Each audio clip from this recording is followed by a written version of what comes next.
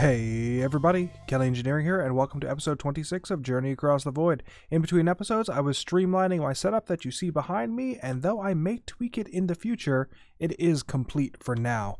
To show you how it works, the end goal was to make a whole bunch of processors and make a whole bunch of capacitors, of which I am doing.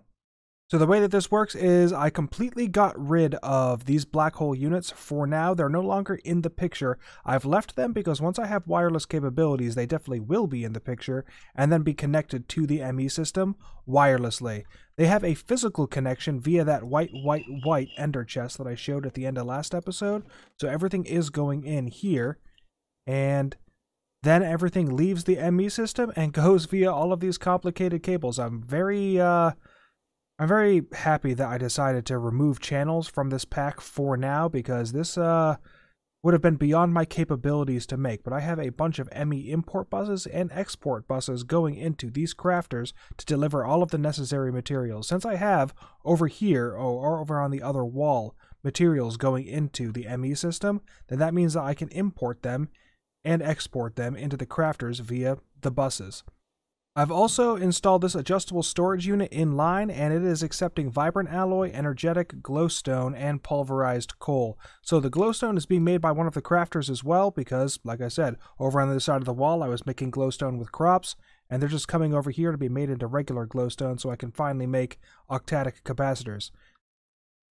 The adjustable storage unit is just very handy because I only have to have 4 slots in here and a max stack of 64, so I don't have to risk overflowing or taking or drawing more from the system than I want. So once again, Ender Utilities proves to be so much more useful than I ever gave it credit for. I regret before this pack never utilizing it before. But in this episode, what we're going to do is we're going to set up another crafter, and we are going to make 64K ME storage cells now that our processor situation has been figured out. Another thing. These crystal growth chambers, every once in a while, will get seeds put in there, and that's because all of my sieves on the other side of that wall, I replaced all of the diamond meshes with flint meshes so I can get those seeds. The seeds will go in here, make me my pure Certus or pure Fluix quartz, and that will go in here as soon as I get it. I really should set up something to give myself more pure Certus quartz, but I manually made some, and that helped me get these calculation processors. So now it's just all up to, the automation thing, and it's holding pretty steady. Yeah, like I said, let's go set up to make a whole bunch of 64K ME storage components. Looking back over that footage, I realized that I gave a little bit of misinformation. So the black hole unit still is in use. However, it is only being used as a directional. So items will still go into the bottom of it. However, now I have it on round robin so that it will evenly distribute any of my crop resources to the alloy smelters or to the ender chest that's sitting back there. And it has been working very well so far. I've still been getting plenty of the alloys, and to be honest, I don't really need that many alloys anyway. But yeah, I have been getting even distribution of my alloys, as well as the regular resources going to the ME system to autocraft and to make my processors. So I just discovered something weird. I was attempting to move down my big red compact chest full of glass, and I was using the dolly, but the dolly acts really weird with some compact chests. So you see that it was facing this direction. Well, no matter where I place it, the chest is always going to be facing that direction. So I wanted to place it on top of this alloy smelter, but it was facing the wrong direction. I ended up getting one of my cardboard boxes and covering and moving it that way, but when you uncover the cardboard box, it says you attempted something bad and completely reset this compact chest to a standard 9x3, and I lost all of the glass. So that is a lesson learned. Do not move your compact chests or your custom chests with a cardboard box. Just wanted to come back with you for a quick update right now. I am making quartz glass, and yeah, quartz glass has been completely automated. What I have is a crafter tier 1 turning Certus quartz essence into Certus quartz. I wanted this completely separate from the ME system because I need that Certus quartz for other things like crafting the storage components. So that Certus quartz is going in here to immediately be crushed and sent over here, And then I have another material stonework factory making sand. It's in the alloy smelter to turn into glass, and that is also being sent over. From there, it is going to be imported into the ME system, and then I have another area right here. So this is just a setup. I'm not going to be using this compact chest. I'll be using another modular chest from Ender Utilities. But that chest is going to be here, and it's going to take out all of the components necessary from the ME system and put them into the crafters necessary to make the storage components. The reason why I wanted to make sure that quartz glass was taken care of first is because the 64, 16, and 4K ME storage cells all require quartz glass in their recipes. The 1K ME storage components require logic processors, and whatever, I'm going to be importing that into the modular chest anyway. But yeah, that is a quick status update. Now I'm going to set up these crafters and come back with you once those have been set up. And it is finally complete. So I have 4 crafter tier 1s here, and the 1K ME storage components are actually a little weird because I can use charged or Certus quartz crystal in order to make them. So I distributed it like that. I have both of them coming in from my sieves over there, so it just made sense to utilize them in some way. But each ME storage component moves down the line to the next one until it gets to this one, where it makes the 64K ME storage component and immediately goes into the matter condenser. And I have 127 of them. I need 256,000. So this is going to take a while. It's going to be quite a few nights of AFKing, but it's perfectly fine. I'll get there eventually. I at least have it set up now, so it is preparation for the future.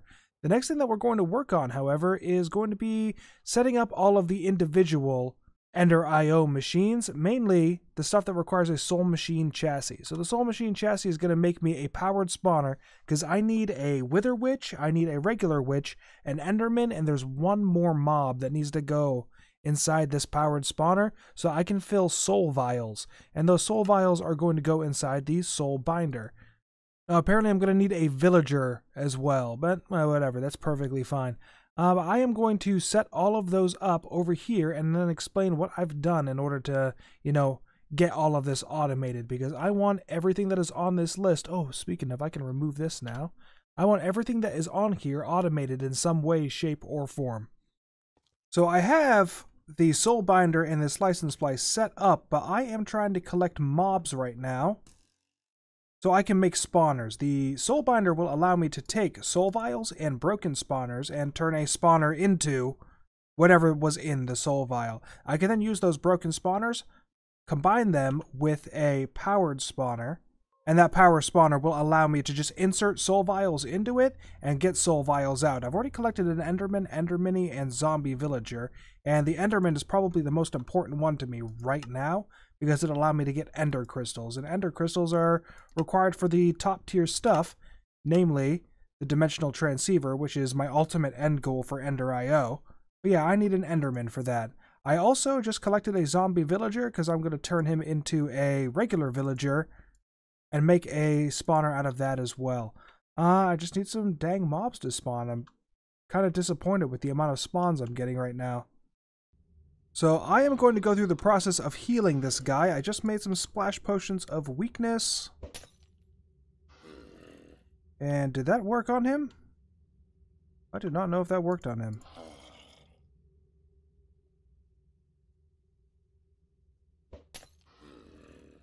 Huh? I'm going to assume it worked on him. Alright, he's shaking, he's healing, awesome. The next thing that we need to work on is inside of the soul binder, which I need to power up anyway, so... Soul binder. I'm going to put in a broken spawner, I'm going to put in an Enderman, and I'm going to use my player XP. Eventually I will have the XP obelisk. Here we go, the experience obelisk, and I'm just going to pump my experience into this thing, and this will automatically feed any experience levels I need into the soul binder. And I guess I'm going to have to make this a 3-part episode because it is, holy wow, it is 11:17 at night. So, yeah, this is going to take a while. So, OBS is doing some weird stuff lately. It is completely desyncing the audio, and it is also ending my video well before I actually hit the button. It's super weird, and I've had to record multiple clips multiple times during this episode, and this is attempt number 3 to tell you that I now have a regular villager. However, this villager cannot go inside a soulbinder because, yeah, apparently it's because it's an immersive engineering villager, so I have to go I need to go hunting around for a vanilla zombie villager before I can throw it in here. I also attempted to tell you that I now have an Enderman spawner. The Enderman spawner completed, and I had a little bit of an explanation about what I was going to do with that. But that footage is also lost. So hopefully this attempt number 3 is good. I'll be checking back with you shortly to see if it did. Yeah, it most certainly did not. It desynced the audio by 4 seconds, and even though I waited a whole 10 seconds before hitting the de-record button with the stop recording button, it cut off 8 seconds of that, so I only have like 2 seconds at the end of the clip to cut off when editing. Anyway, the next thing that I'm going to be creating... Oh man, I forgot that the Soulbinder does that. Correction, slice and splice. So, what I am doing right now is I am creating a Z-Logic controller, and this is why automating it is so important, is because it doesn't stack items on the inside, which is just so very, very annoying. But anyway, now that I have a Z-Logic controller, I can make my powered spawner. Gonna head all the way back over here. Oh, and I am missing one more vibrant crystal. That's perfectly fine. Those are really easy to make. And here we go. I have my first powered spawner. I'm going to take the powered spawner and the Enderman. And I now have a powered spawner with an Enderman on the inside of it. Right behind here is power, so... Alright, I put an octatic capacitor in there, and I am going to put it in capture mode. When it's in capture mode, all I have to do is put in soul vials, and it will start spawning soul vials with Enderman on the inside of it, which is very good because that means I can start the automation of Ender crystals. Another weird, very different thing is I just looked back over at clip number 9 and noticed that when I made the Z-Logic controller, it immediately used that axe up. In the past, it's only taken a little bit of durability of the axe and has a chance to take a little bit of the durability of the shears and the axe both. However, since this was a vanilla axe, it completely took it all at once. So it is absolutely dire that I get this stellar axe. Unfortunately, I can't. I need a Wither Witch. So I'm going to go try something because witches spawn quite often. Wither Witches do not. So I'm going to go try something really weird. So no such luck on finding a witch or a Wither Witch right now. What my plan was to dump a bucket of witch water on top of a witch to see whether or not it'll turn into a Wither Witch. I've never tried that experiment before, and I wanted to.